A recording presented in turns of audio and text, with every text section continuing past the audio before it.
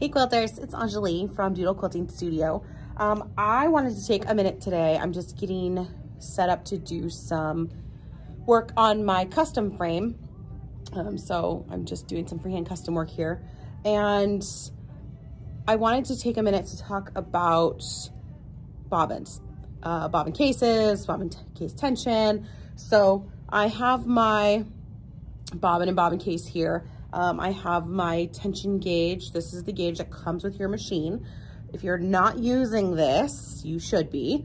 This is going to save you so much headache when you're working with tension issues and things like that. So I have my gauge. You also get this little driver, little flathead driver. This is to adjust the bobbin case tension, okay?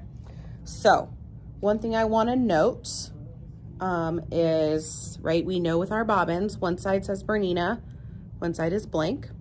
Now when we wind our bobbins, the Bernina faces the machine when we put it on the bobbin winder, okay? And then when we load it into our bobbin case, we wanna see the Bernina, okay? So we have our bobbin case, we're going to load it in, right? And we see the Bernina, okay? And we run our thread, see if I can do this backwards, through the little guide and under the spring, okay? I always tug on mine a little to make sure nothing got tangled up. So one of the other really important things about the bobbin case, there's a spring in there, right? Okay, so periodically you get lint and fuzz and stuff, and I'm pretty sure mine has lint and fuzz and junk in there, okay? So you're gonna wanna clean that out. So what we're gonna do, I just used the little flathead driver and I'm just gonna put it underneath the spring. I'm just gonna pop the spring out, okay? And then I'm going to clean out my bobbin case. Okay, so you can use, I just have this like natural fiber paintbrush. I use this to clean in the like bobbin area of the machine too. So we're just gonna dust this out, make sure it's all clean. You can also, I have a Q-tip here, just kind of get in there and clean it. You can kind of check that you don't have junk stuck underneath the spring here, okay? So we're gonna clean all that out. And then I do kind of also look at the spring to make sure that it's clean. Now, this is important. So this is how I teach people.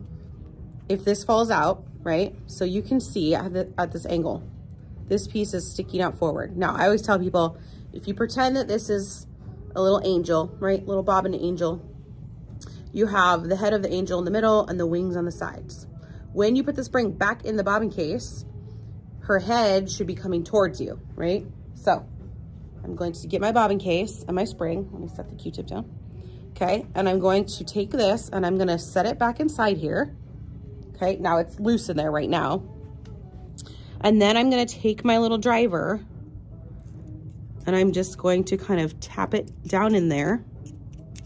And there are little grooves in here. You can kind of see at this angle back here where that spring is supposed to sit. So what I'm gonna do is I'm gonna push on, oops, let's get it in the right spot here. I'm gonna push on the top of that spring until I get it seated. So I gotta turn it a little so I can see. Until I get it seated into those grooves, okay? So now you can see, let's see if I can turn it so you can see here. Okay, see there? See how the middle of the spring is sticking up off the back of the bobbin case, okay? So you want some spring there, right? So when we put the bobbin in, right, we get some spring there, okay? All right, now, if you take your bobbin spring out or it comes out or whatever, you always want to retest the tension on the bobbin case. So I'm gonna thread this back up. I'm gonna put it in my gauge. The other thing I recommend is running your gauge on a flat surface. So I actually have, I can use I've got the ruler work tray on my machine right now. But you're gonna put your bobbin in the bobbin case, just like you'd put it in the machine. You've got the little kind of finger spot up here. Click that in there, okay? Put it on a flat surface. I'm gonna show you, but do this on a flat surface. So you're gonna go under and over and around this guy, and then you're gonna pull. So the trick when you do this, when you pull, you want a nice even pull. Like if you're going like this, it's not gonna read correctly. Now, if I'm pulling on this, right? This is why I say it's important to do it on a flat surface. But right here, you want it to read 220, okay? No matter what thread you put in this on this bobbin, this gauge should read 220, okay? So I'm gonna check my tension, and I am actually sitting right at 220, which is great. Now, if I have a thread, sometimes I run Isocord thread, so it's a 40 weight poly, coated poly. It's a little bit slick. I do a couple things. Sometimes I stop my bobbin before it's totally full. With the coated threads, they're slippery, right? So if I overfill it a little bit too much, then I get thread tangled up in my bobbin case. That's not fun. Or it swings off too fast and then I get a jam. So I do that. The other thing I do is if I'm setting my bobbin case tension and I can't get it quite perfect, I don't want to stand here all day and try and make it perfectly 220. So I actually err a little on the tighter side. So if it's reading 230, works for me, that's great. I pull it out of the gauge, I put it in my machine. And if I need to adjust, if I'm like, okay, I set it at 230, but it's pulling a little to the back and I want to adjust that, I'll go and I will adjust my top tension. We have digital tension here. It's super easy, right? A couple clicks and I've adjusted that to compensate for that little tiny bit of pull on the back, okay? But use your gauge. It's going to help you so much. And really, if you set this at 220, you can do any other adjusting you need to do with your digital top tension, okay?